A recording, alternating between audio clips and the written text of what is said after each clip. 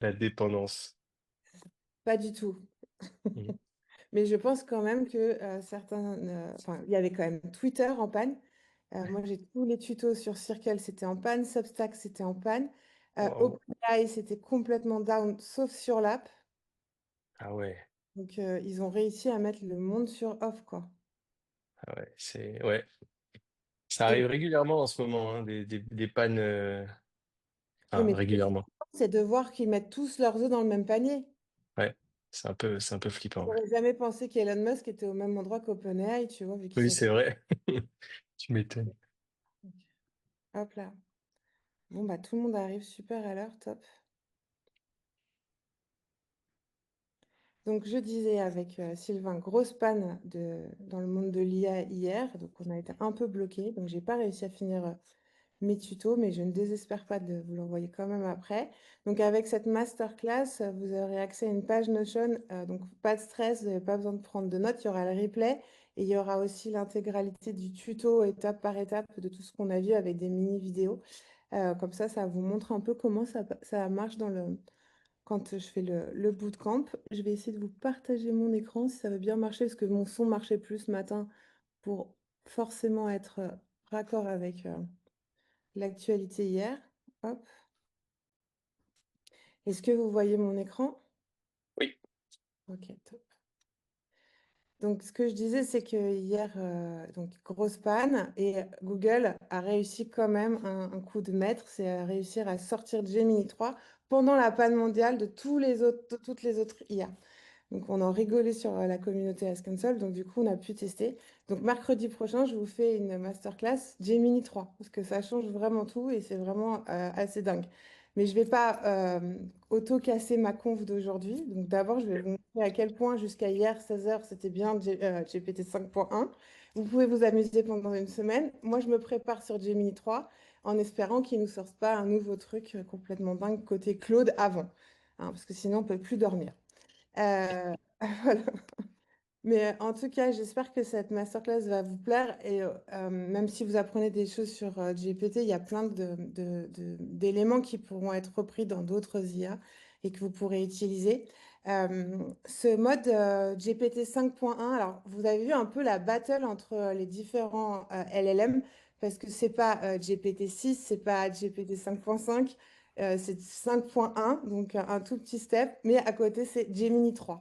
Donc, c'est assez rigolo de voir comment les grands dans la Silicon Valley se disputent un peu leur versionning de différentes IA. GPT a clairement mis l'accent sur cette version, sur une version très personnelle. C'est pas vraiment une version pour améliorer, je dirais, tout ce qui va être côté business en entreprise. Même si on a appris hier qu'ils avaient sorti une fonctionnalité pour bosser en équipe. Pour ceux qui travaillent avec moi, on avait Team GPT qui permettait de travailler à plusieurs avec différents LLM. Là, on peut travailler en équipe maintenant, mais c'est accessible qu'en Nouvelle-Zélande pour l'instant. Donc, bon, voilà. Je ne sais pas pourquoi ils ont lancé ça que là-bas. Donc, quand ce sera là, je vous préviendrai. Mais les vraies nouveautés donc pour nous en France de GPT 5.1, c'est d'abord qu'ils ont activé ce qu'on appelle le thinking mode. C'est-à-dire, en fait, quand vous allez sur ChatGPT, je vais vous montrer. Donc, vous avez tous maintenant, même en version gratuite, la version 5.1 et vous pouvez décider d'être en mode auto, en mode instant ou en mode thinking. Et je ne sais pas si vous vous souvenez, à un moment, on avait ChatGPT 4 et on devait passer à O3 pour qu'il résonne. Sur ChatGPT 5, ça a switché un peu plus facilement si on lui disait réfléchis vraiment. Là, quand on le met en auto, il décide lui-même en fonction comment dire, du contexte de ce que vous lui racontez, s'il doit réfléchir ou s'il peut répondre de façon instantanée. En vrai, quand on travaille beaucoup avec ChatGPT, ça permet que la conversation soit beaucoup plus fluide et de limiter un petit peu les prompts. Voilà. Donc, et il passe vraiment super bien de l'un à l'autre. Donc ça, c'est plutôt agréable parce que forcément, quand on le met en mode thinking, il est plus lent à réfléchir, puisqu'il vous montre tout son raisonnement, etc. Donc ça, c'est la première chose, c'est sa capacité finalement à switcher lui-même de modèle. Et bientôt, on verra plus la différence, je pense, ce sera beaucoup plus simple. La deuxième chose qui est plutôt sympa, c'est la possibilité de régler sa personnalité et aussi de régler le ton avec lequel vous voulez qu'il vous parle. Donc en fait, ça, c'est accessible en bas à gauche. vous voyez bien mon écran quand je partage, hein. Dans Oui, la partie personnalisation. Et en fait, quand vous allez dans personnalisation, maintenant, vous pouvez décider le style et le ton que vous voulez que ChatGPT utilise. Donc, vous avez le style par défaut, donc celui un peu du grand-père, il est super content tout le temps. Et après, vous pouvez, vous voyez, choisir différents styles, professionnels, chaleureux, spontanés, décalés, efficaces, geek et cyniques. Donc, c'est vraiment dans la façon dont il va vous répondre, dans les mots qu'il va employer. Moi, sincèrement, je trouve que le mode efficace, enfin, j'ai pas de temps à perdre à ce qu'il me fasse plein de jargon en mode professionnel, qu'il me fasse des câlins ou qu'il essaye d'être hyper cash. Je m'en fiche, je veux juste qu'on soit efficace. Voilà. Mais si vous voulez vous amuser ou faire une blague à vos enfants, vous le mettez en mode cynique. Les ados adorent quand vous les avez pas prévenus. C'est très drôle. Voilà. Vous pouvez faire ça aussi à des collègues qui sont un peu déprimés. Vous le mettez en mode chaleureux et peut-être qu'à la fin de la journée, ils seront un peu moins déprimés.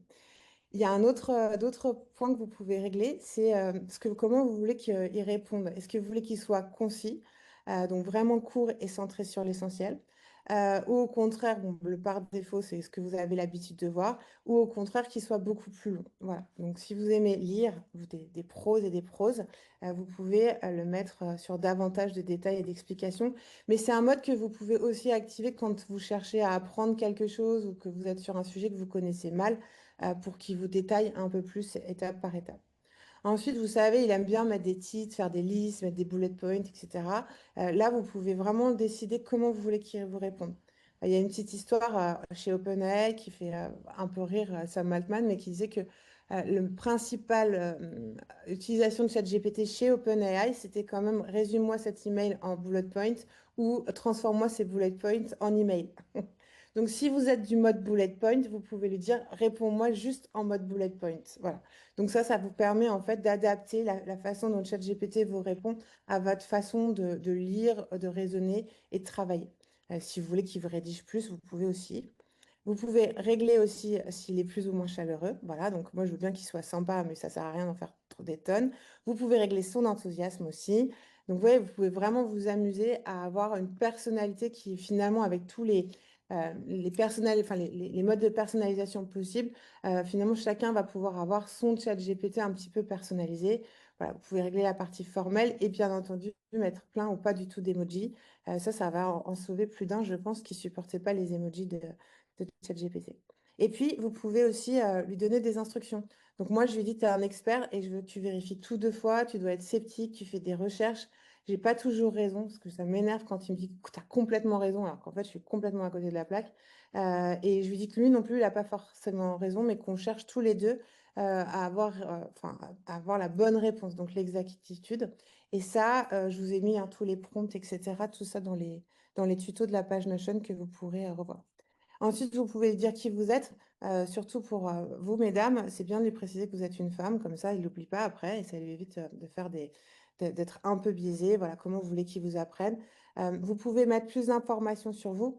Et ce qui peut être intéressant, c'est de mettre tout ce qui est si vous l'avez fait, MBTI ou votre profil disque, etc., pour qu'ils comprennent en fait qui vous êtes. Ensuite, ça, c'était déjà présent et c'est présent aussi en mode gratuit. Il y a la mémoire. La mémoire, vous pouvez en fait décider que tout dans les conversations que vous menez avec ChatGPT, il va garder certains éléments en mémoire, de comment vous travaillez, sur quel projet vous travaillez, etc. Et ça, c'est super intéressant parce que ça vous évite de rajouter des choses. Et je peux vous faire une petite démo. Hop, peux-tu me lister les 10 projets clés de mon année 2025. Et donc là, vous allez voir, il va être capable d'aller chercher dans tous mes projets, dans toutes nos conversations, les 10 projets que j'ai montés cette année. Alors, il les classe comme il veut. Voilà. Donc ça, c'est super intéressant de voir que finalement, vous pouvez faire appel à sa mémoire. Moi, je l'utilise par exemple quand je fais des conférences. Je prends la retranscription de la personne qui m'a briefé pour la conférence. Et là, je l'avais fait au Parc des Princes, par exemple. Et je remets la retranscription et il va chercher dans tous mes projets, dans toutes les retranscriptions de mes calls, etc., tout ce que j'ai pu faire, les use cases, etc. Et il me construit la conférence uniquement avec les souvenirs qu'il a du travail qu'on a fait. Et c'est hyper puissant. Moi, des fois, il y a des use cases que j'ai oubliés. Il y a comment dire, des conversations avec des clients que j'ai pas retenues par cœur et il est capable d'aller me chercher des quotes Et la dernière fois, il m'a même fait des propositions pour faire des mini-prompts pour avoir des vidéos VO3 parce qu'il avait vu que j'avais travaillé dans ma mémoire sur VO3, qui est un petit outil de vidéo. Et donc, en fait, on a fait ensemble, on a pris des directeurs financiers qui disaient pourquoi ils ne voulaient pas aller dans l'IA. Et en fait, on les a transformés, ces quotes-là, en vraies vidéos.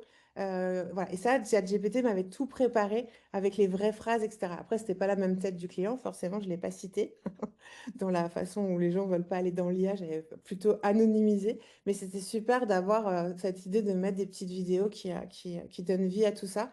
Et au lieu de passer, je dirais, 2 à 3 jours sur la préparation de ma conférence, en fait, j'y ai passé une demi-heure et j'étais plus impressionnée de tout ce que j'avais fait et qui se retrouvait dans cette conférence où mon cerveau à moi aurait pas tout retenu, tous ces petits détails-là.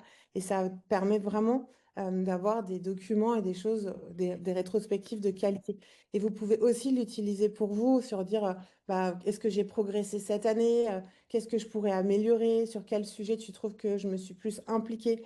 En fait, avec le nombre de conversations, etc., il va savoir ce que vous préférez, là où vous êtes plus à l'aise, là où vous êtes moins à l'aise.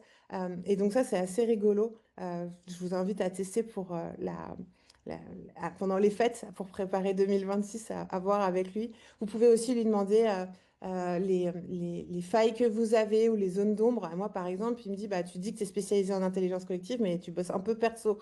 Je dis, bah, forcément, je bosse avec toi beaucoup. Donc oui, c'est vrai que ça manque d'intelligence collective. C'est ta faute. Ma faute. Mais non, mais c'est super intéressant de voir ces zones d'ombre. Et surtout, en fait, rappelez-vous de GPT, vous pouvez le prompter, enfin, ou le paramétrer encore une fois comme vous voulez, mais ça reste une IA. Donc, en fait, il n'a pas d'émotion et il vous juge pas. Donc, franchement, avoir du feedback de GPT, c'est mieux que d'avoir du feedback de votre mari ou de votre conjoint. Voilà, sincèrement, moi, je préfère prendre des claques de GPT que de mon mec, hein. Mais après, si je boude sur cette GPT, c'est pas très grave. Alors que faire la gueule à mon mec, c'est plus embêtant. Donc voilà, donc vous avez cette mémoire et bien entendu, cette mémoire, vous pouvez décider d'enlever des choses. Moi, si j'arrête de bosser sur des projets où il y a comme je change d'activité régulièrement, des choses qui sont plus nécessaires, je les supprime de la mémoire et ça permet qu'il n'en fasse plus appel. Et donc là, il faut bien cocher, bien entendu, que vous allez faire référence aux éléments mémorisés. Il faut bien cocher aussi que vous allez faire référence à l'historique des chats si vous voulez qu'il remonte dans les chats, d'accord? Et puis aussi faire référence à l'historique des enregistrements, parce que je vais vous montrer que maintenant, ChatGPT, hop, il peut enregistrer. Alors, je vais passer sur l'app parce que ça ne marche pas sur la version en ligne. Voilà, sur Moi, l'application. Elodie, Oui, désolé, est-ce que tu peux, Florian, ici, est-ce que tu peux ajouter des éléments mémorisés ou c'est uniquement des choses que lui prend en compte? tu peux lui dire, mets ça dans ta mémoire. Tu vois, moi, par exemple, j'aime pas du tout quand il écrit en écriture inclusive. Et là, je lui ai dit, tu mets dans ta mémoire jamais d'écriture inclusive. Et là, du coup, il le fait. Après, il va mettre des choses dans sa mémoire et à toi d'aller, enfin, sans que tu lui aies demandé, qui lui paraissent importantes. Et dans ce cas-là, à toi d'aller chercher si tu veux garder ou pas. Par exemple, moi, quand je bosse sur des gros projets où on travaille sur tu vois, des fonctionnalités d'agents hyper poussées avec plein de calls avec les clients, quand il me colle toutes les fonctionnalités de l'agent dans ma mémoire, comment dire, ça la remplit pour rien. Tu vois, j'ai pas besoin de savoir, d'avoir tous les détails. Donc là, je vais aller le supprimer moi. Donc Ok, c'est c'est- vraiment moi, je lui dis dans une conversation, rajoute ça dans ta mémoire, après je vais voir ce qu'il a mis, et comme ça, je vais un supprimer si ça me ouais, convient pas. Ok, merci. exactement. Et si tu travailles sur des choses confidentielles et tout aussi, tu peux sortir de la mémoire, enfin, tu vois, les choses après pour qu'ils les gardent pas. Ils annoncent qu'ils font pas travailler comment dire, tes données, mais bon, c'est toujours mieux de pas les stocker parce que c'est quand même OpenAI qui stocke toute ta mémoire. Si tu veux changer de, par exemple, moi, je voulais changer de chat GPT parce que il est sur mon mail perso depuis le début et aujourd'hui, c'est impossible de passer sur un autre mail parce que je peux pas exporter ma mémoire, mes conversations, etc. Donc, tu as quand même une question de à qui appartient la data, quoi. Le mode enregistrement, donc ça c'est un nouveau mode. Vous pouvez en Ah, fait, comme Fireflies et comme Nota ou Lexi ou autre, enregistrer. Alors attention, c'est pas aussi poussé que Fireflies and Co. Ça va pas se mettre automatiquement dans vos calls. Il faut que vous pensiez à le lancer. Il faut que vous préveniez forcément les gens qui sont autour de vous que vous enregistrez. Mais ça permet d'enregistrer ce qu'on est en train de faire là. Ça permet d'enregistrer quand vous êtes en workshop ou en réunion aussi. Voilà. Là, logiquement, si j'arrête, alors il y a peut-être un souci de micro parce qu'on en a deux, ouais, ça marche pas. Mais en fait, après, vous envoyez et je vais vous montrer parce que j'ai fait le test tout à l'heure. Et hop, voilà. Quand on envoie la retranscription, il fait finalement un résumé de tout ce qui a été dit. Donc ça peut être pratique si vous avez le réflexe de lancer l'enregistrement à chaque fois que vous faites enfin, une réunion ou autre. Ça permet à ChatGPT de stocker dans les projets et dans sa mémoire toutes les retranscriptions que vous avez. Voilà. Moi, aujourd'hui, je les exporte de Fireflies à chaque fois et je les apporte dans les différents projets. Est-ce que c'est clair sur ça? Oui, sur la mémoire, Elodie, les paramètres par défaut, c'est on. Je crois pas, hein. D'accord. À vérifier ce que vous voulez faire. Mais il y a aussi donc la possibilité dans Avancer d'activer la recherche web, d'activer le mode code, le mode Canva et le mode vocal avancé. Le mode vocal avancé, je ne sais pas si je peux vous le montrer en même temps, vous allez me dire. Hop. ChatGPT, est-ce que tu m'entends? Oui, je t'entends. Est-ce que tu peux me dire toutes les nouveautés de Gemini 3, s'il te plaît? Bien sûr. Parfait. Génial. Ouais, donc comme je suis en Ok, call c'est avec vous, noté. Donc, je te fais un petit tour rapide des nouveautés de Gemini 3. En gros, ça inclut des améliorations sur la compréhension contextuelle, une meilleure capacité à gérer des conversations plus longues et plus complexes, et aussi des outils plus avancés pour aider à la créativité. Donc, en gros, Gemini 3 est un peu comme une version plus musclée et plus fitée. Si tu as des questions plus précises, n'hésite pas. alors ça, c'est un mode adoré des gamins hein, parce que bah, ils n'ont pas besoin d'écran, ils parlent et donc GPT répond. Ils avaient sorti pour Halloween, je crois, une voix d'adolescent un peu irrévérencieuse. C'était insupportable. Elle s'appelait Monday, on avait envie de la claquer. Vous pouvez donc choisir votre voix et là, vous pouvez vraiment avoir une discussion en mode vocal avec ChatGPT et après, vous retrouvez toute la transcription. Donc, bien entendu, il garde ce que vous avez. Mais ça peut être chouette en déplacement ou autre. Vous êtes en voiture, de travailler avec GPT ou de préparer vos vacances, etc. Donc ça, c'est vraiment le mode interaction vocale. Et le Et une troisième, petite question, je oui, m'excuse, Elodie. C'est juste que quand je lui parle, généralement, il faut vraiment que personne parle autour. Je pense qu'il y a sûrement une option pour éviter le bruit. C'est-à-dire que si quelqu'un me parle à côté, ça va prendre le son et du coup, ça va couper ce qu'il est en train, ce qu'il sera en train de me dire. Enfin, bref, désolé. non, tu as raison. Bah, tu vois, là, en fait, moi, je le mute à chaque fois. Ah oui. Tu parles dans ton téléphone avec ton casque, ça marche mieux. Ah, ok, oui, ok, très bien. Merci. Tout à l'heure, je galérais, il y avait la cour de récré en bas, il buguait, je comprenais pas. Et en fait, effectivement, il Je captait chope le le son. son. Et il est poli, t'arrêtes de parler quand quelqu'un d'autre parle. Oui, c'est ça.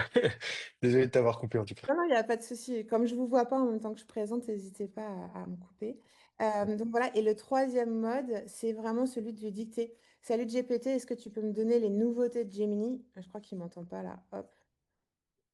Et là, en fait, vous lui lancez votre prompt. Non, ça ne marche pas, mais et vous lui lancez votre prompt, en fait, et ça, il va écrire ce que vous avez dit et vous répondre en mode texte. Donc, il y a vraiment trois modes voix, finalement. Un, enregistrer tout ce qui se passe autour de vous. Deux, échanger, interagir avec lui à la voix. Et trois, faire en fait de la dictée et lui dicter vos prompts et il vous répond après en mode texte. Donc ça, c'est pour la partie voix. Est-ce que... Elodie, Ouais. excuse-moi, tu disais qu'il fallait mettre en mute. Alors ça, j'ai pas compris. Enfin, Ok. pardon, c'est... Hop. Salut Gemini, salut GPT, tu peux me dire la météo aujourd'hui à Paris, on est le 19 novembre. Et là, tu vois, je le mets sur mute, parce que sinon, tu vois en bas, Ah oui, ok. là, il Alors, réfléchit. aujourd'hui à Paris, on a un temps plutôt nuageux, avec environ 6 degrés, un peu de pluie légère dans la journée. Et si j'enlève le micro, tu vois, les micro-bruits qu'il entend, et ben, il s'arrête de parler. Oui, D'accord, donc, Voilà. Tu fais la démo à toi-même. C'est trop bien. ok. C'est clair pour toi? Ok, merci. Donc, je continue hop, dans les paramètres. Hop, donc, c'est vraiment dans personnalisation qu'il faut aller. Donc, ici, on peut ajouter aussi des caractéristiques. Donc, ça on l'a vu, c'est que je suis passée dans le mode app, pardon. Voilà, dans le mode avancé, je voulais finir avec vous. Donc, on a le Canva, on va voir tout à l'heure. Et le mode vocal, on l'a vu. Donc, voilà. Donc, ce mode personnalisation qui est un peu planqué quand même dans les paramètres, il est quand même super important. Vous pouvez aussi, après, c'est plus des paramètres classiques sur les couleurs, etc. Et il y a un endroit où vous acceptez ou non de faire tourner vos données. Et ça, c'est aussi important. Voilà, authentifie. Non, c'est pas ça. Ils l'ont changé de place, c'est pas sympa, ils m'ont pas prévenu. Bon, bah, je vous le mettrai dans le tuto. En fait, si vous ne décochez pas faire tourner mes données, et ben, de base, ça le fait. Couleur affichée. Ils l'ont caché, c'est pas très sympa. Bon, je vous le remettrai dans le tuto pour trouver où c'est. Recherche de tendance. Bon, moi, je le trouve pas. Mais je vous mettrai parce que c'est quand même important de le décocher, surtout si vous bossez sur des choses un petit peu confidentielles. Mais ça conflicte avec le truc de mémoire ou Non, pas? ça ne conflict pas. En fait, ça veut dire juste que tout ce que tu dis dans le chat, ils peuvent l'utiliser pour entraîner l'IA. Donc, c'est quand même bien de le décoder, mais ils ont changé la place, donc je vais retrouver et je vous le donnerai. Autre élément, alors ça, c'est pas nouveau, mais ça reste quand même important, c'est la capacité de créer des projets. Donc, vous pouvez choisir le type de projet. Donc, en fait, vous créez des dossiers sur le côté, là, en cliquant sur Nouveau projet, et vous allez pouvoir choisir alors, le thème, peu importe. Et vous voyez dans les thèmes quand même que ils visent quand même comment dire, une utilisation assez perso, investissement, devoir, rédaction, santé, voyage, ça reste pas des choses très pro. Mais si on partait sur rédaction, ensuite on crée ce projet. Et dans ce projet, ce qui est vraiment intéressant, c'est l'idée de pouvoir rajouter du contexte. Donc vous le savez, ChatGPT, il répond et souvent on dit ah mais c'est écrit par l'IA, ça se voit, etc. Si c'est aussi médiocre, c'est parce qu'en fait vous lui donnez pas assez d'éléments pour que il réponde de façon, enfin, d'une façon qui vous soit personnalisée en fait. Donc, ce qu'on a vu dans les paramètres, le fait de lui donner une personnalité et choisir les modes de réponse, ça va déjà aider ça. Mais vous pouvez aussi créer des dossiers et ajouter des fichiers. Par exemple, si c'est le dossier de votre entreprise, vous pouvez ajouter la présentation de votre boîte, la liste des clients, les guidelines au niveau de l'écriture, etc. Et donc, du coup, avoir dans ce dossier-là une personnalisation et un appel aux informations que vous lui aurez mis. Voilà. Donc moi, par exemple, qui ai plein de clients différents ou sur le AI Leadership Programme, je vais pouvoir classer déjà toutes mes conversations et je vais pouvoir lui mettre tous les fichiers que je veux sur lesquels il s'inspire pour faire les tutos, pour répondre aux personnes du bootcamp, etc. Donc ça permet vraiment dans chaque dossier de travailler avec un contexte et de classer votre chat en fait. Et bien entendu, ça ne vient pas polluer, enfin, tout ce qui va être dit dans ces conversations ira quand même dans votre mémoire. Et vous pouvez, par exemple, je ne sais pas, moi, je pourrais très bien travailler sur un post LinkedIn et lui dire, fais-moi la promo du AI Leadership Programme. Et là, il va me faire un post. Donc, dans mon LinkedIn, j'ai toute la façon dont je veux qu'il rédige les posts, tout ce qu'il y a dans l'algorithme LinkedIn sur les bonnes façons, les bonnes pratiques, etc. Et donc, il est quand même capable d'aller chercher dans mon dossier AI Leadership Programme que c'est un programme de 90 jours, etc. Donc, entre chaque projet, il y a c'est perméable, en fait. On peut aller chercher des infos des uns des autres et les rappeler. Mais en revanche, ici, il travaille en mode je te fais des posts LinkedIn. Alors que dans le dossier de AI Leadership Programme, il est en mode je te fais des tutos. Donc en fait, ça bosse un peu comme un humain. Vous bossez sur un projet, mais si vous avez appris quelque chose d'un autre projet avec un autre client, vous allez pouvoir le réutiliser parce que vous êtes capable à faire appel à votre mémoire, à votre connaissance et à votre expérience. Et bien en fait, ChatGPT fait un peu la même chose. C'est-à-dire qu'il a des contextes, des dossiers où vous pouvez tout ranger, mais il est capable d'aller chercher dans d'autres dossiers. Si vous lui dites, bah, tiens, prends-moi chez tel client le compte-rendu qu'on avait fait et adapte-le à ce client-là, il est capable de le faire. Est-ce que c'est clair, tout le monde? Elodie, moi j'ai une petite question. Le compte-rendu de ton client, il est forcément déjà intégré ou tu l'uploads? Alors, moi, je bosse avec une application qui s'appelle Fireflies et donc je vais Ouais. aller télécharger la retranscription à chaque fois et la mettre dans chaque dossier en disant fais-moi le compte-rendu et tu vois, pour par exemple, prépare-moi la presse codir avec tous ses retours, etc. D'accord?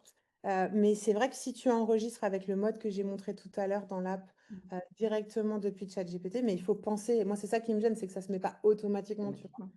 Et que bon, si tu oublies sur un truc important, c'est dommage. Et là, oui, ça se mettra automatiquement. Ok, merci. Mais je pense que d'ici quelques semaines, tu vas juste pouvoir, tu vois, connecter. Aujourd'hui, tu peux connecter ChatGPT parce que quand je vous dis, on peut rajouter des fichiers. Si je reprends le mode projet, hop, rédaction. Là, on va pouvoir ajouter des fichiers qu'on va chercher dans son ordinateur, mais aussi, en principe, on peut connecter au Drive. Enfin, ils ont encore changé la place. On peut connecter ces dossiers à Google Drive, à SharePoint, etc. Donc, ça va bientôt, je pense, être automatisé d'une façon ou d'une autre. Par contre, voilà, ici, quand vous faites plus, vous pouvez ajouter depuis votre Drive. Euh, et est-ce qu'il y a d'autres fonctionnalités? Non, il y a certaines entreprises qui peuvent aussi le faire depuis comment dire, leur intranet, etc. Donc ça, c'est pour la partie vraiment projet. Et si vous avez envie de vous amuser, parce qu'un projet, il est pour vous, et si jamais vous vouliez mettre en fait à disposition ce projet à plein de personnes de votre équipe ou à la terre entière, et ben vous avez la capacité de créer ce qu'on appelle des GPTs. Donc c'est des petites chatbots. Et donc vous allez dans le GPTs, et enfin je vais vous remontrer parce que je suis peut-être allée un peu vite. Vous allez dans, hop, Explorer ici, vous avez donc dans votre menu les GPT ici. Dans Explorer et en haut à droite, vous pouvez cliquer sur Créer. Et là, en fait, vous allez pouvoir donner un nom, vous allez pouvoir donner une description, des instructions et charger vos fichiers. Et je vais vous en montrer un qui existe déjà, que j'avais fait pour une autre masterclass. Ça, c'est un petit chatbot qui permet de refaire votre profil LinkedIn, votre bio, votre titre, etc. Je vais vous montrer en mode modifié. Donc là, je lui ai donné un rôle. Alors, il y a des restrictions, c'est-à-dire que je ne peux pas parler de LinkedIn, sinon il m'interdit de le mettre en ligne. Donc j'ai dû un peu, comment dire, tourner les choses un peu différemment. Mais donc je lui donne des instructions sur le fait qu'il est coach, etc. Donc ça, c'est un prompt assez classique. Quelques amorces de conversation. Et j'ai chargé en fait des fichiers sur toute la connaissance LinkedIn que j'avais de la nouvelle IA de LinkedIn, etc. Et donc, après, je peux partager dans le... Hop, je vais pousser ça. Je peux partager ici avec mes équipes ce petit GPTs. Et donc, si vous avez mis, par exemple, je ne sais pas moi, toutes vos offres, par exemple, avec toutes les objections, etc., ou toutes les réponses aux questions des clients, et ben, votre service d'après-vente ou de vente peut utiliser ce petit chatbot et aller chercher les réponses à toutes ces questions. Donc, c'est pareil que le mode projet, sauf qu'il peut être partagé à vos équipes ou mis à disposition sur le store OpenAI, parce que quand vous le partagez, vous pouvez décider de le mettre sur le store ChatGPT. Donc, dans ce cas-là, il est accessible à tout le monde, ou alors uniquement à partager le lien. J'ai vu que Sonia, tu avais une question. Non, Sonia, tu n'avais pas une question, tu es peut-être mute, je t'entends pas. Oui, merci Elodie. J'avais une question. Si ce matin, pour ce webinaire, j'avais voulu mettre mon Lexi, ça fonctionnait parce qu'en fait, Lexi, j'arrive à le faire marcher quand c'est moi qui fais les réunions, mais quand je veux participer à des webinaires, en fait, ça marche pas. Parce que je pense que là, moi, j'ai accepté tous les Fireflies, les Lexis ce matin, mais après, en principe, dans les webinaires, ils n'acceptent pas. D'accord, mais ce matin, normalement, si j'avais voulu le faire fonctionner, ça marchait. En fait, si tu avais pris l'invitation Zoom et que tu avais mis dans ton agenda l'invitation que je t'ai envoyée, tu pouvais venir. Enfin, Ok, ton Lexi ou ton Firefly pouvait venir. Voilà. faut que je regarde. Ok, merci. Audrey, oui, j'ai l'accord de mes clients. Bah, en fait, ils m'achètent ça, hein, de venir. Est-ce que j'ai l'accord de mes clients pour uploader leurs données dans le chat GPT? Oui. Après, en principe, dans les modèles payants, il y a pas on ne fait pas tourner les datas. Et moi, tout ce qui est information confidentielle, après, je les supprime de mon chat GPT ou de mon Gemini. Est-ce que c'est clair sur le mode projet et le mode GPT? Il n'y a pas de question. Oui, merci. Alors, du coup, je continue sur aller un peu plus en profondeur dans le chat GPT. Vous avez, donc, on l'a vu, la possibilité d'ajouter des fichiers. Et vous avez deux modes de recherche maintenant. Vous avez la recherche approfondie et vous avez la recherche web. Donc, la recherche web, ça va très vite. C'est un peu comme si GPT faisait une recherche sur Google. Donne-moi les nouveautés de Gemini 3. Donc là, il va les chercher sur le web et c'est l'équivalent de ce que vous pourriez faire si vous étiez, en fait, cette barre, si vous étiez vous en train de chercher sur Google. Donc là, il va me répondre et ce qui est intéressant, c'est qu'il va me dire où il a trouvé ces informations et donc vous pouvez aller vérifier les sources. Il faut toujours vérifier ce que l'IA vous dit. On n'est pas à l'abri d'une mauvaise interprétation, d'une page 404, etc. Donc ça, c'est vraiment pour la partie recherche quand vous voulez faire quelque chose de rapide. Maintenant, si vous voulez lancer, je sais pas, un nouveau service, si vous rencontrez une nouvelle entreprise, si vous avez un nouveau client sur lequel vous voulez aller vraiment profondément sur le sujet, vous avez la possibilité de lancer une recherche approfondie. Alors, je vais lancer un nouveau chat. Hop, la recherche approfondie, elle va tourner vraiment beaucoup plus longtemps. Donc là, je peux lui dire, par exemple, fais-moi une analyse sur l'arrivée de l'Algérie, hop, pour le grand public. Donc, hop, grand public. Donc là, l'idée, c'est qu'il va pas, donc je lui mets vraiment n'importe quoi. L'idée, c'est qu'il aille me chercher tout ce qui se fait autour de l'Algérie. Il va me poser des questions. Souhaites-tu une estimation de la date plausible? Oui. Veux-tu une analyse des conséquences sociales de... Allez, oui. 3, préfères-tu un focus pour les acteurs qui... 3, bon, je vais lui mettre oui. Bon, je réponds vite pour vous montrer parce que c'est un peu long. Et là, en fait, il va lancer une recherche beaucoup plus longue et il va aller chercher non pas sur une dizaine de sources comme on l'a vu tout à l'heure, mais plutôt sur une centaine de sources. Donc là, il est en train de démarrer la recherche. Ce mode Deep Research, vous l'avez aussi sur Gemini, vous l'avez aussi sur Perplexity, sur Claude, enfin, il existe. Voilà, ça s'appelle recherche approfondie ou deep research. Et donc là, vous avez le temps en vrai de vous prendre un café, donc on va aller regarder autre chose. Et je voudrais juste vous montrer tout son raisonnement en fait, comment il réfléchit, où il cherche, etc. pour vous générer un rapport de plusieurs pages derrière. Je ne sais pas s'il va se mettre en route. En principe, à 9h30, la Silicon Valley est couchée. Hop. Donc, pendant que ça charge, est-ce que c'est clair pour tout le monde la différence entre une recherche classique et la recherche approfondie? Oui. Top. Donc ça, dès que vous lancez quelque chose de nouveau, enfin, c'est quelque chose qui a vraiment énormément de poids. Un nouveau client, vous cherchez des nouvelles tendances, etc. Enfin, pour certains clients, c'est plusieurs mois. Il y en a qui m'ont dit 6 mois, alors je leur ai dit qu'ils procrastinaient un peu quand même, mais de recherches qui sont cumulées dans le document qui va sortir. Alors, est-ce qu'il va me le sortir en attendant? Bon, je vais regarder ce que je peux vous présenter pendant qu'il réfléchit. Donc, la mémoire, on l'a vu. On va parler de la génération d'images, mais ça va faire beaucoup pendant qu'il est en train de faire le deep research. L'utilisation de la voix, on l'a vu. Le mode projet, on l'a vu. La mémoire, ben, on en a bien parlé, bien entendu, dans la mémoire, dans les fichiers, vous pouvez aussi lui ajouter des instructions. Donc ça, c'est là où je vous disais tout à l'heure, voilà, votre assistant sur quelle est votre personnalité, etc., pour qu'il colle vraiment à votre façon de réfléchir. Moi, je donne souvent cet exemple. Moi, j'ai un trouble de l'attention. Donc, depuis qu'il le sait, eh ben, il est OK pour me répéter les choses, pour me les rappeler sans aucun problème, alors qu'il ne le faisait pas avant, ou pour me dire, là, il le dit, tu pars dans tous les sens, on va focuser sur une ou deux idées. Donc, le fait qu'il vous comprenne et qu'il sache comment vous fonctionnez lui permet vraiment de s'adapter à ça. Donc, je vous invite vraiment à le tester, parce que c'est un peu le point de départ pour vous créer après un double. Donc, la recherche, on est en train de le voir. On a ensuite l'utilisation du mode Canva. Alors ça, je peux peut-être le lancer en même temps. Ah voilà, on est en train de voir en attendant ce qu'il est en train de faire. Donc il a lancé ce Deep Research qui peut durer jusqu'à 10 minutes, hein. Et il vous dit sur la droite, vous voyez, tout ce qu'il est en train de chercher, toutes les sources qu'il est en train de lire, il les détaille. Donc c'est intéressant quand vous êtes... Alors si vous êtes juste sur c'est quoi les grandes tendances de Noël, sur les cadeaux de Noël ou les voyages, et qu'il n'y a pas d'enjeu je dirais, business derrière, vous pouvez ne pas regarder. Mais par contre, si vous êtes vraiment en train de faire l'analyse très précise d'un de vos clients, de persona, etc., je vous invite quand même à comprendre comment il a raisonné pour être sûr qu'à un moment, il n'a pas vrillé et il n'est pas parti sur un autre sujet ou mal compris les choses. Parce que sinon, c'est un peu compliqué après de revenir en arrière quand vous avez beaucoup de données et que vous n'avez pas compris où l'IA a bifurqué. Le mode Canva, je vais le lancer dans l'app en parallèle. Ça, on le laisse tourner. Elle est partie où mon app? Chat.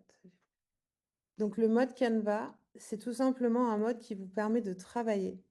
Donc là, on avait posé à Gemini, enfin la question sur les fonctionnalités de Gemini. Peux-tu me mettre cela en page dans un Canva? Donc un Canva, en fait, on peut l'activer ici, je crois. Alors, c'est pas tout à fait pareil sur l'app. Attendez, je réduis mon écran, pardon. Ça doit être ça. Non, ça c'est le mode agent, recherche. Il m'a mis où le mode Canva? Bon, on va voir s'il le lance tout seul. Donc ça vous ouvre une page en fait qu'après vous pouvez plus facilement copier-coller dans un Notion. Voilà, il l'a fait automatiquement. Donc ça aussi c'est une nouveauté. J'ai plus besoin de sélectionner le mode Canva, il suffit que je lui demande. Donc voilà, vous voyez, il est en train de me faire un document en fait, que je vais pouvoir copier-coller après dans Notion, dans Word, etc. Voilà. Donc ça vous permet aussi d'aller dedans, de cliquer et de faire des modifications. Des fois, vous allez copier la réponse de ChatGPT dans Word, faire vos modifications à la main. Là, vous pouvez soit le faire vous-même, soit lui demander, hop, demander à ChatGPT de revoir ce point-là. Donc, c'est une façon un peu différente de travailler. Vous travaillez directement dans votre document final, finalement, sur soit vous apportez des modifications, soit vous demandez à l'IA de les apporter. Oui, Sonia, tu avais une Oui, question?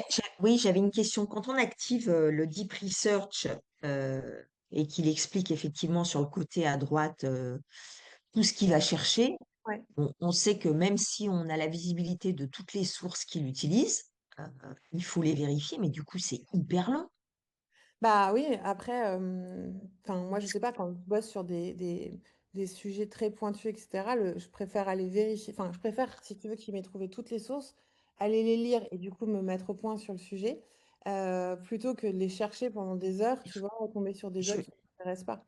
Donc au je, final, le temps gagné est quand même assez important, même si, effectivement, il y a des sources qui sont pas bonnes ou des pages 400 cases. mais genre, je comprends ce que tu dis. C'est sûr que par rapport à Google, il va tout chercher lui-même, mais en fait, il y a des sujets où je suis même pas capable de dire sur les sources qu'il dit si c'est vrai ou pas, puisque moi-même, je ne le sais pas. Ah oui, bah là, c'est pour ça que l'IA augmente l'humain et elle n'est pas là pour le remplacer. Donc, si tu n'es pas Ouais, expert dans le sujet, il faut que tu commences par te former et donc lui dire, bah, je ne connais pas ce sujet, qu'est-ce que je dois savoir là-dessus? Aide-moi à faire le tour et après, tu lances ton deep research. Mais c'est vrai que si tu ne connais pas, bah, tu ne peux pas aujourd'hui avancer la recherche médicale si tu n'es pas médecin, hein. ouais, c'est ça. Non, mais ouais. Après, c'est impossible de détecter les hallucinations, les erreurs qu'il peut faire si t'as pas toi-même l'expertise. Bah, Parce que c'est pour tu ça peux, que là, tu vois, récemment, il y a Deloitte qui a été condamné par le gouvernement oui, australien à oui, rembourser ce qu'ils avaient payé mm, parce que le rapport était généré à l'IA et que c'était complètement faux. des erreurs et voilà, des maladresses, etc. Ce qu'on appelle le work slop et qui coûte des millions aux boîtes. Donc aujourd'hui, on a la possibilité d'aller beaucoup plus vite et je pense que c'est tellement impressionnant, on va voir le résultat est tellement impressionnant qu'on a envie d'y croire, tu vois, et ton cerveau a envie de se dire, waouh, c'est bon, je vais avancer là-dessus.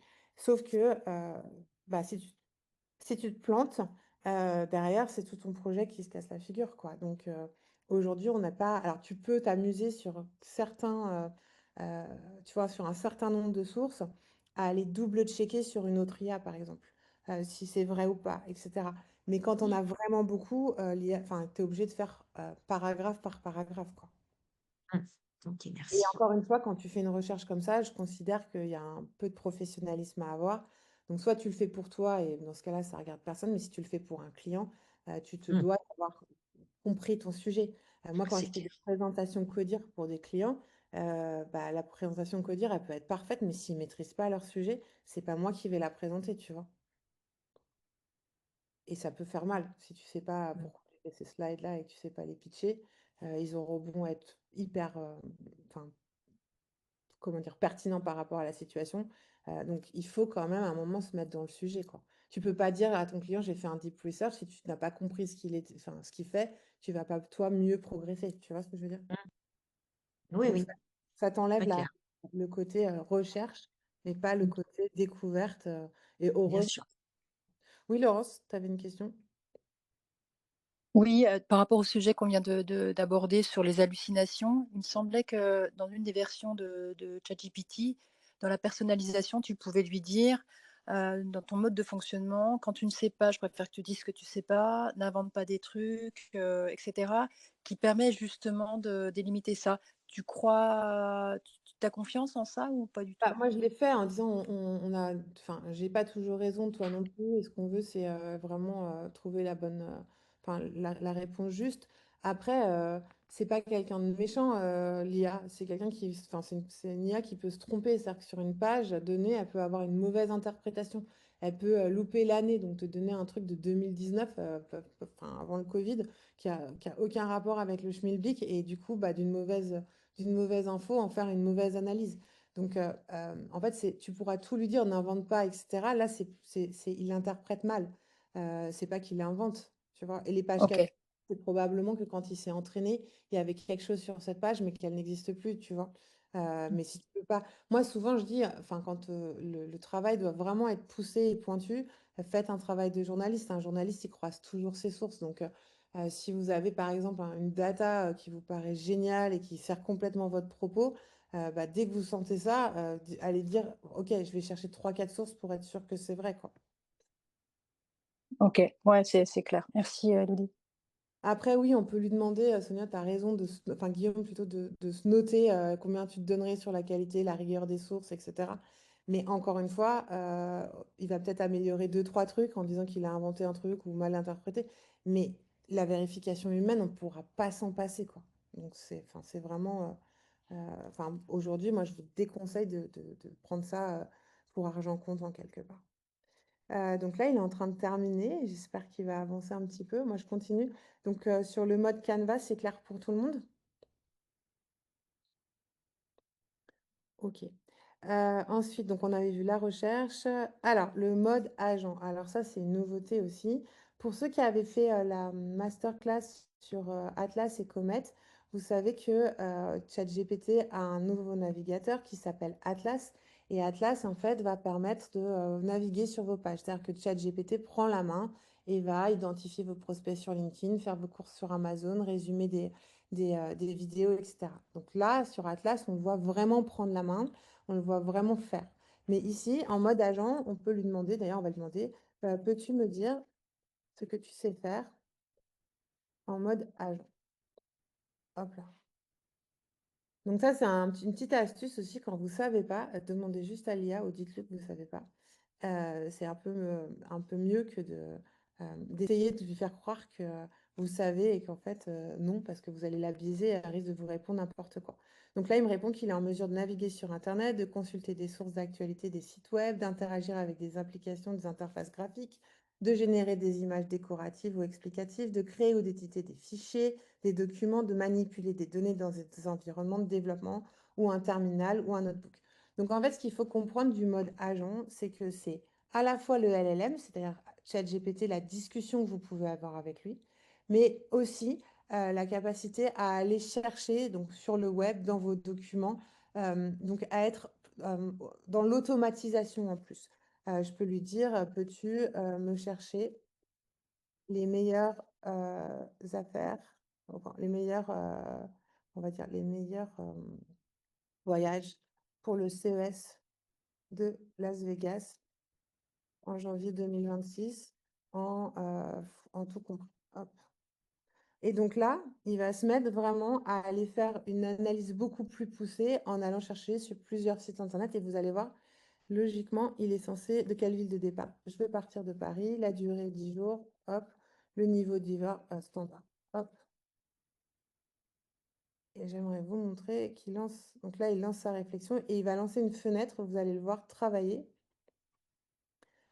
Et faire des recherches. Donc ça peut être, moi l'autre fois, je lui ai fait comparer mes courses que je faisais sur un site e-commerce avec plein d'autres sites e-commerce. Je lui ai fait faire des présentations. Donc voilà. Donc en fait, ce mode agent, en fait, il rajoute une fonction d'automatisation qui permet de faire plus de choses qu'on peut le faire juste en mode discussion. Alors, il est comme le Deep Research, vous voyez, un peu long. Donc, bah, si vous utilisez beaucoup Deep Research ou le mode agent, vous allez boire beaucoup de café pendant qu'il travaille parce que c'est des fonctionnalités qui sont un peu longues. Alors, ça va plus vite que si vous le faisiez. Voilà, donc là, il se lance, il vous montre comment il travaille. Ça va plus vite que si vous le faisiez, mais ça reste quand même du temps sur votre ordinateur. Donc, ça nécessite aussi de réapprendre à s'organiser parce que vous lancez un deep research, bah, vous savez que vous avez 10, 15 minutes où il faut faire autre chose. Voilà, si vous êtes comme moi et que vous vous dispersez et vous retrouvez votre deep research le lendemain matin, et ce n'était pas forcément l'objectif. Donc, faites attention aussi à toutes ces fonctionnalités. Elles sont très sympas, mais rapidement, elles peuvent vous faire perdre du temps ou vous disperser. Donc, pensez soit à les lancer le soir, ça peut être une bonne idée, et comme ça, vous l'avez le matin, soit à organiser votre temps autrement. Oui, Sonia? Élodie, oui, je suis pas sûre de saisir la nuance entre le deep research et le mode agent. Le mode agent, il va vraiment me faire des calculs, des docs. Regarde, on va aller voir si on a le deep research qui est sorti. Par exemple, est-ce que je peux te poser une question sur un exemple? Ouais, vas-y. Mon fils doit faire un parcours universitaire à l'étranger, donc dans son cycle ingénieur. Donc, en mode deep research, je lui demande sur sa formation ingénieur quels sont les meilleurs parcours académiques des universités mondiales. Ouais. Avec un bon niveau de vie, enfin bon, déjà un bon classement de l'université, un pays où il fait bon vivre, que ça coûte quand même pas trop cher. Enfin, je lui mets plein de critères. Donc ça, je le fais en mode research. Si je fais la même chose en mode agent, ça va être quoi la nuance? Qu'est-ce qui va me Il va se lancer en mode Deep Research, mais par contre, moi, en mode agent, je ferai la sélection dans mon Deep Research des 4 ou 5 écoles et je lui demanderai de me préparer tous les parcours et tous les dossiers pour qu'ils soient pris avec les bonnes dates et les bonnes heures où je dois envoyer quoi et où, tu vois. Ok, merci pour l'exemple concret, ça me permet de mieux me rendre compte. Dis-toi que l'agent, il va au-delà de la recherche, il est capable d'analyser, de prendre, de te faire un parcours, etc. Et d'ailleurs, ça me permet de vous montrer aussi une autre fonctionnalité. Alors, je vais montrer là. Euh, Bon, je vais le laisser réfléchir à mon voyage à Las Vegas. Ah, il y a d'autres questions. Bah, en attendant, je vais répondre aux questions. Euh, qui avait des questions? Hop, Guillaume, je t'écoute, pardon. Oui, merci. Pour moi, ma compréhension de l'agent et de l'agentique, c'est qu'on peut lui demander de pas seulement te donner de l'information, mais de faire des choses, un peu comme dans Atlas. Est-ce que c'est première question, est-ce que c'est le cas ici? Deuxième question, quand tu lui parles de LinkedIn, tu as dit tout à l'heure, c'est un peu compliqué. Là aussi, je prends un exemple. Moi, j'aimerais qu'il aille chercher des trucs sur LinkedIn pour qu'ensuite on puisse intégrer du savoir. Ça, Alors, première question, est-ce que ça fait des choses? Deuxième question, est-ce qu'on peut lui faire des choses sur LinkedIn? tu peux le faire avec Atlas sur LinkedIn, c'est-à-dire que LinkedIn, il bloque quand même pas mal son accès, tu vois, en recherche, etc. Donc, j'ai pas essayé en mode agent, mais en mode Atlas, ça marche très bien. Moi, je lui ai demandé d'identifier mes prospects par rapport à mon offre. Je lui ai demandé de créer les messages de prospection et de les envoyer, et il le fait. J'ai demandé en mode Atlas, je lui ai demandé de plugger tu vois, les gens qui me contactent dans la messagerie LinkedIn, de donner des dispos dans mon agenda, et il le fait. D'accord. Et ici, agent, on peut pas l'envoyer faire des choses. Non, tu peux pas l'envoyer sur tes pages de navigateur. Ok, merci. Alors, mon deep research est toujours pas terminé. Et bah, du coup, on va aller voir autre chose. Donc, c'est des fonctionnalités qui sont un peu longues et qui sont pas hyper sympas en masterclass. Je suis désolée, mais qui sont quand même importantes à comprendre. Je voulais vous montrer. Hop, Je te coupe, Elodie, parce que j'avais une question également, si je peux me permettre, juste sur ce sujet d'agent. Ouais. La semaine dernière, quand tu as comparé Comet et Atlas, tu étais plus pour Comet que pour Atlas, si mes souvenirs sont bons. Ouais. Avec cette nouvelle version de ChatGPT 5, est-ce que du coup, tu as changé d'avis? Non, en fait, c'est intéressant d'utiliser. Enfin, Comet est plus puissant et fonctionne mieux, donc c'est un navigateur aussi, mais il n'a pas ta mémoire. Donc, par exemple, si tu as organisé tous tes voyages à Las Vegas depuis 4 ans avec ChatGPT et que tu lui demandes de te les organiser, eh ben, il se souvient où tu es allé à l'hôtel, ce que tu aimes faire, que tu prends Air France et rien d'autre, que tu préfères un vol de nuit, tu vois, et qu'il te faut un petit déj vegan le matin.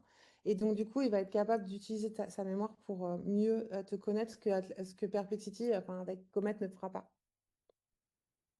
Mais pour l'instant, Atlas est un peu moins bon que Comet. Voilà. Ok. Oui, ce que voulais vous montrer, c'est la fonctionnalité tâche. C'est que vous pouvez programmer en fait une tâche alors je ne sais pas où ils l'ont mis ici, dans ChatGPT. C'est-à-dire, par exemple, fais-moi ma veille tous les lundis matins. Alors ça, c'est le mode agent. Il change tout le temps. C'est un peu difficile dessus. Je vais aller voir dans l'autre. Non, ça, c'est la page Notion. Donc lui, il continue à chercher. On va voir ici. Hop. Donc là, on va lui demander, alors, crée-moi une tâche de veille sur les actualités IA chaque lundi matin à 9 h.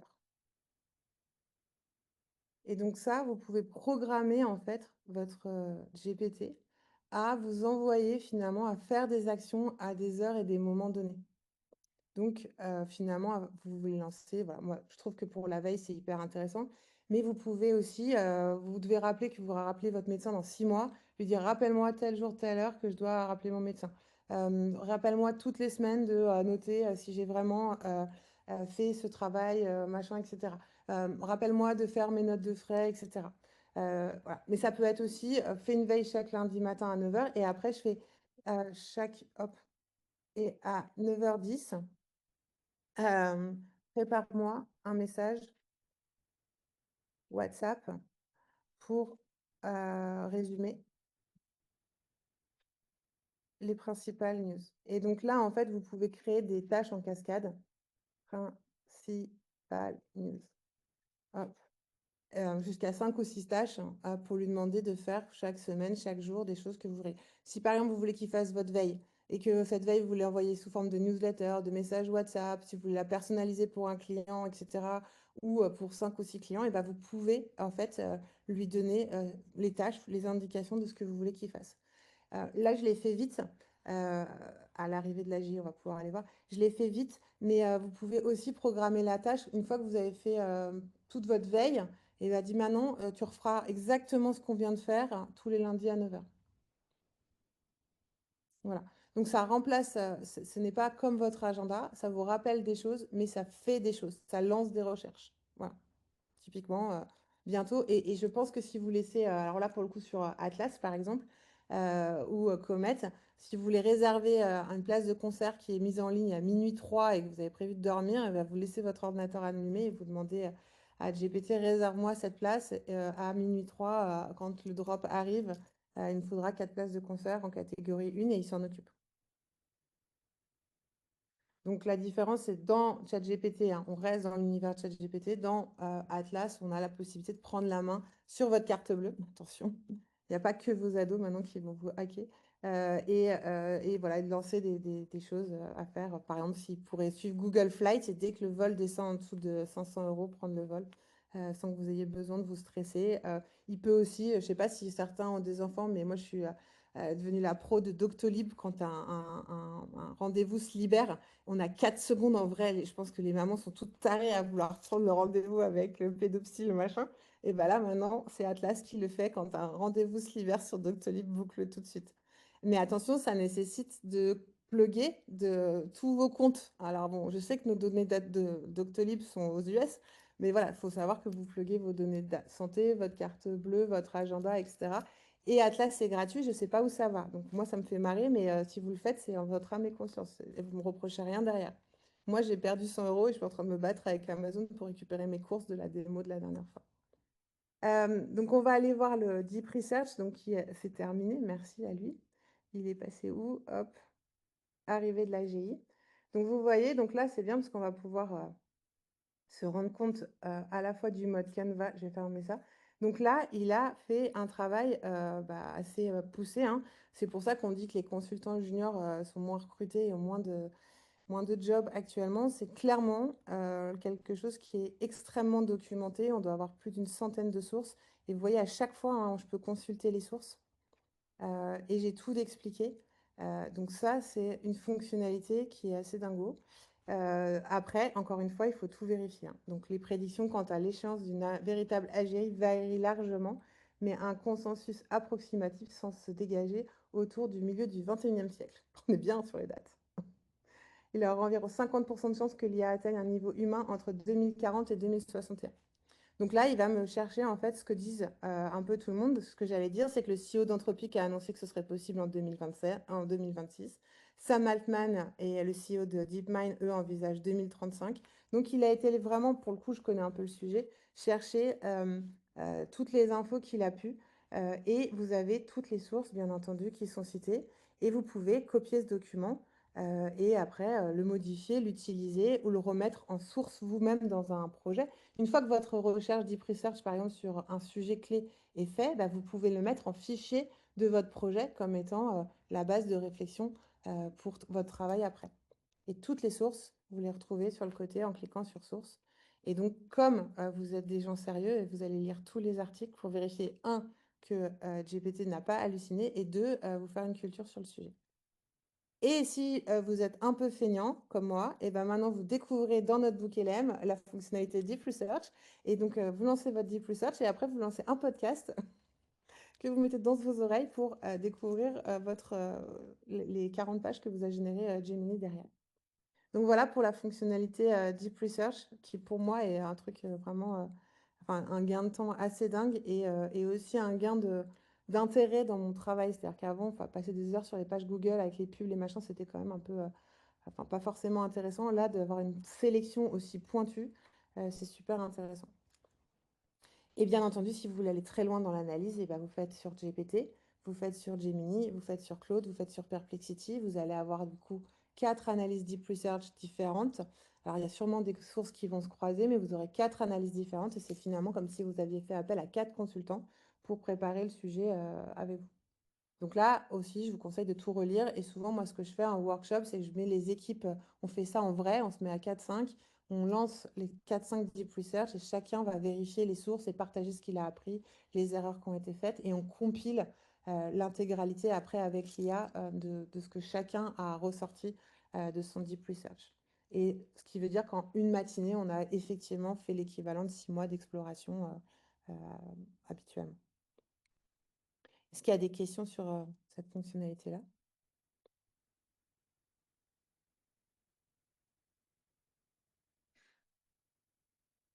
Je crois que j'ai à peu près fait le tour de tout ce que je pouvais vous raconter sur ChatGPT.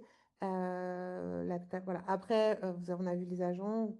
Vous aurez 2-3 tips pour cloner votre style si vous voulez. Et aussi, parce que je sais que ça amuse tout le monde de sortir, j'ai mis tous les mots qui sont très IA et qui font qu'on peut repérer assez facilement que vous avez écrit le texte avec une IA et le fameux tiret là comme ça large qui montre que c'est donc ça, dans les instructions que vous donnez dans la personnalisation, vous pouvez dire n'utilise pas ces mots-là, genre révolutionnaire, c'est la donne, fluidifier, redifier. Il y a des mots, en fait, qui sont tellement IA que ça se voit, donc vous pouvez les supprimer. Et ce fameux tiret qui montre tout de suite que c'est fait par GPT aussi. Voilà.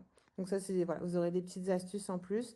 Le tuto, il est censé être fait quand j'aurai réussi à récupérer mon micro et mon outil IA pour enregistrer, mais vous avez par fonctionnalité un petit tuto, donc vous n'êtes pas obligé de vous faire tout le replay, vous pouvez faire sur les fonctionnalités qui vous intéressent, soit le texte, soit le tuto. Voilà. Bah, maintenant, s'il y a des questions, j'y réponds avec grand plaisir. Déjà, est-ce que ça vous a plu? Est-ce que vous avez appris des trucs? Moi, j'ai une question. Oui, c'est super, merci beaucoup. J'ai une question sur le mode vocal. Euh, Moi, je note qu'à chaque fois que je lui demande, enfin, qu'il réfléchit tout seul dans son coin, en fait, il me donne jamais de résultat. Par exemple, si je lui dis, fais-moi un document Word de tout ça, enfin, prépare-moi le document Word de la conversation qu'on vient d'avoir, il sait pas le faire. Non. Aujourd'hui, si tu veux faire vraiment des docs quali, il faut aller dans le Gemini. Parce que lui, tu lui dis, fais-moi mes slides, il fait tes slides, fais-moi mon doc, il fait ton doc. Et même D'accord. on vient de se parler, fais-moi un site de tout ce qu'on vient de se dire, tu vois. Genre, tu es en train de te balader dans Paris, tu lui expliques tout ton nouveau concept. Voilà le nouveau AI Leadership Programme. Et maintenant, tu me fais la presse et le site internet et tu mets en ligne. Et tu rentres chez toi, tout est fait. D'accord. Ah oui, d'accord. Donc, parce que là, moi, très souvent, en fait, les conversations, elles restent en l'air. Et puis, donc, je reviens, il me dit, bah, je te dirai quand j'aurai fait quelque chose. Puis, bon, au bout d'une heure, 2 heures, tu es parti faire autre chose, il a rien fait. Donc, je dis, bah, du coup, on en est où? Ah, bah oui, je m'en occupe, je suis dessus. Mais en fait, il se passe jamais Ouais, non, rien. mais après, quand il vous dit je reviens plus tard ou je m'en occupe et tout, en fait, il vous balade. S'il arrête de réfléchir, que tu ne le vois pas tourner, en fait, il te l'a mis dans le vent. Donc voilà. Mais GPT est moins bon pour générer des documents que Gemini. D'accord. Oui, Laurence. Est-ce que tu confirmes, j'ai l'impression depuis, je dirais, allez, une semaine, quand je lui fais une instruction sur un truc un tout petit peu compliqué, je me dis, bon, bah là, il est en train de réfléchir, je pars, je reviens, et en fait, il me pose tout le temps des questions. J'ai envie de lui dire, mais à un moment donné, arrête, bosse, quoi. Ah, Alors qu'avant, je n'avais pas ça. Ah oui, parce qu'il y a 5.1 qui est sorti, donc du coup, il est un peu plus sharp. Et en fait, ils veulent utiliser le moins de tokens possible, donc plutôt que de te répondre à côté de la plaque, ils te posent des questions. Mais si tu veux pas qu'il te pose des questions dans les instructions, dans ta personnalisation, tu lui dis réponds-moi straight to the point sans me poser 15 000 questions, quoi. Ok, merci. Et s'il te pose des questions, c'est aussi parce qu'il n'a pas tout compris, hein, donc. Non, tu préfères rouge ou bleu? Enfin, tu vois, c'est plutôt ce genre de question un peu, je m'en fous. Oui, Charlotte, tu avais une question? Tu nous as parlé d'image tout à l'heure. Est-ce que c'est Sora ou est-ce que c'est autre chose? Non, alors attends, je te montre, c'est un peu long ici. Je repartage mon écran. Oui, GPT fait de l'image et il peut utiliser votre mémoire et analyser aussi ce qu'il fait. Alors attends, je vais partager. Je vais vous partager un truc que j'ai fait hier parce que sinon c'est aussi long que Deep Research. Hop, il est où mon GPT? Hop là. Donc en fait, je lui avais donné, tac, tac, tac, il est où? Image. Je lui avais donné la homepage du AI Leadership Programme et je lui ai demandé de me créer une pub en fait. Et donc il va être capable de créer vraiment un visuel qui soit complètement dans mes couleurs, dans mon tone of voice et d'utiliser ma mémoire. Et voilà, analyse. Donc voilà, hop. Donc, je lui avais dit, voilà la homepage du programme, analyse cette image et génère-moi une image. Et donc, il a régénéré, tu vois, avec mes couleurs, avec mon contenu. Bon, après, la persistance sur ma tête, on y reviendra un petit peu, et celle de Richard aussi. C'est pas aussi bon que Banana. Mais disons que quand tu dois faire des visuels où tu n'as pas besoin de garder à la tête des gens exactement, tu peux faire pas mal de choses à la fin de ton projet ou dans ton projet, tu vois, lui demander de te créer le visuel qui va avec ce document, enfin cette présentation-là, par exemple. Donc ça génère, tu vois, vraiment dans le chat ton image. Ok. Et après, dans les images, il y a un truc qui est aussi intéressant, c'est que vous pouvez éditer. Et donc, en fait, vous avez une sorte de petit éditeur de texte. Vous pouvez voilà, dire supprime-moi, tu vois, je lui gomme le texte là. Et je lui dis exactement ce qu'il doit supprimer ou remplacer en lui montrant pour que ce soit plus clair. Trouve un Il autre est où l'éditeur? Je l'ai pas vu. Pardon. entrée. Il est là, là, il est lancé. Il se lance quand tu cliques sur l'image. Hop, tu vois là, la petite en haut à Ah droite. oui, d'accord. Ok. Oh, c'est C'est rigolo nouveau quand. ça? Non, mais en fait, il y a plein de petits trucs, tu vois, donc je vais lui dire par exemple, qui arrivent, ils disent pas tout le temps hein, les nouveautés, tu vois, par exemple, le mode Canva, il a disparu, je savais pas, le mode tâche, il a disparu, maintenant, il faut juste dire à l'IA, je veux le mode Canva ou je veux le mode tâche. Libère ton leadership, oui. Donc, tu vois, Laurence, il parle trop, hein, il me redemande si je veux faire le truc, oui. Donc, je pense que je vais lui redire dans ses instructions, arrête de me poser des questions et mets-toi au travail, je suis d'accord avec toi. Voilà, donc là, il régénère l'image en ayant changé finalement le texte. Et après, oui, il y a l'IA Sora de OpenAI, mais ça, on ne l'a pas directement dans les conversations, dans les projets. Il faut aller sur Sora spécifiquement. Est-ce que ça répond à tes questions, Charlotte? Oui, absolument, merci. On préfère Banana quand même, hein. Bah, c'est un peu ma question, c'est que si on doit investir sur un truc, est-ce qu'il vaut mieux investir sur la partie Google Suite ou est-ce qu'il vaut mieux investir sur la partie ChatGPT? Bah là, avec le boom qu'a fait Gemini hier, je pense que c'est beaucoup moins cher parce que tu as tout la workspace. Tu vas pouvoir bosser dans tes documents, dans tes Google Mm. Sheets, ta notebook LM, enfin, tu vois. Donc, mais bon, moi, j'ai ChatGPT depuis le lancement de ChatGPT. J'ai toute ma mémoire dedans. Il y a aussi ça, tu vois. Après, il y a le transfert de De trucs savoir. à toi, de savoir. Et puis, Mm. en vrai, moi, je me suis un peu aussi attachée, tu vois, au conversationnel avec GPT. Gemini, il est beaucoup moins sympa avec mon TDAH, hein. Des fois, il me dit, je te l'ai déjà dit, remonte au-dessus. Je fais, mais Tignia, tu répètes, c'est pas grave. Tu réexpliques autrement. Donc, moi, j'aime bien bosser sur des sujets très pointus avec Gemini. Après, je suis contente de revenir dans GPT pour le ongoing aussi, quoi. Donc, tout dépend des usages que vous en faites euh, aussi, quoi. Mais la semaine prochaine, je vous fais une masterclass sur Gemini. Comme ça, à la fin de la masterclass, vous me dites si vous voulez Gemini ou... Comme ça, j'appelle Google après et je négocie une offre groupée pour tout le monde. Ça, ce serait canon. Je vais essayer. Écoute, on n'est pas à la boîte du oui. Est-ce qu'il y a d'autres questions avant qu'on termine pour ce matin? Bon, bah, je vous ai laissé. Oui, toute petite question. C'est quand on utilise Teams GPT, est-ce qu'on peut importer les trucs de mémoire, etc., justement, ou pas du tout? Bah, après, il faut que tu fasses des copier-coller dans des fichiers texte, etc., Ouais, quoi. ok. TeamGPT, pour ceux qui ne connaissent pas, c'est une application qu'on utilise dans le bootcamp qui permet d'avoir tous les LLM dans un seul endroit. Mais TeamGPT n'a pas de mémoire. Donc moi, c'est pareil, je travaille beaucoup avec TeamGPT, mais derrière, je vais remettre dans ChatGPT pour qu'il garde la mémoire. Et on peut lui demander à Teams GPT d'aller chercher dans ton drive, comme on peut le faire maintenant avec ChatGPT ou pas? Ouais. Voilà. Bon, et j'en profite pour ceux qui connaissent Notebook LM pour vous dire qu'il y a Google Sheet dans Notebook LM, et ça, c'est quand même une énorme révolution. Voilà. Non, mais ça, il faut que je le dise à tout le monde. Je vais vraiment faire cette interview dans la rue, de demander aux gens. Hier, on a fait une masterclass avec des gens du bootcamp et je l'ai annoncé à chaque personne. J'avais des têtes extraordinaires. Non, mais pouvoir parler à des fichiers Excel, transformer un fichier Excel en podcast, quoi. Vous vous rendez pas compte dans l'ère où laquelle on est, c'est trop génial. Enfin, en tout cas, pour les... Je déteste des fichiers Excel avec des onglets, t'imagines, avec plus de 1000 lignes. Mais c'est pas possible de faire ça à des gens. Un jour, nos petits-enfants, ils diront que c'était de la maltraitance intellectuelle de nous faire ça. Comme d'être sur des chaînes d'usines. Voilà, c'est une révolution qu'on a inventée pour se sauver nous-mêmes. Tu es d'accord, Héloïse, toi aussi, tu traites des fichiers imbitables. On est Oui, d'accord? C'est tout à inhumain. fait. Voilà. Donc voilà. Donc je pense que ce sont des gens qui ont un bon TDAH qui ont inventé notre boucle. Voilà, bah écoutez, j'étais ravie de passer ce moment avec Merci beaucoup, Élodie. Merci, Elodie. si l'IA décide de remarcher correctement ce matin. Voilà, et n'hésitez pas si vous avez des questions. Voilà, et je vous. Ah, salut Richard, c'était avec nous. Bah, je vous présente mon associé qui est sur la partie créa, qui débunk toutes les nouveautés créatives dans le bootcamp. Et la semaine prochaine, on parle de Gemini. Si vous voulez, je vous envoie les invites. Ça me ressemblait pas trop sur la photo, mais bon. Non, c'est parce que tu étais d'accord avec moi qu'il est mauvais, Ah, il est pas bon. mais bon, on sait Mais il est jamais. pas bon, mais Sora est très bon, Sora 2, pour regarder ça. Donc, moi, je pense qu'on va avoir une petite update sévère, parce qu'il se tient la bourre. Donc, voilà. Mais pas tout de suite. Sylvain, il faut que tu parles à Richard absolument. Avec plaisir, oui. Parce que quand vous parlez 2 secondes, vous vous quitterez plus. Mais par contre, il bosse avec moi, on est d'accord, hein. Oui. Merci beaucoup, en tout cas, c'était chouette.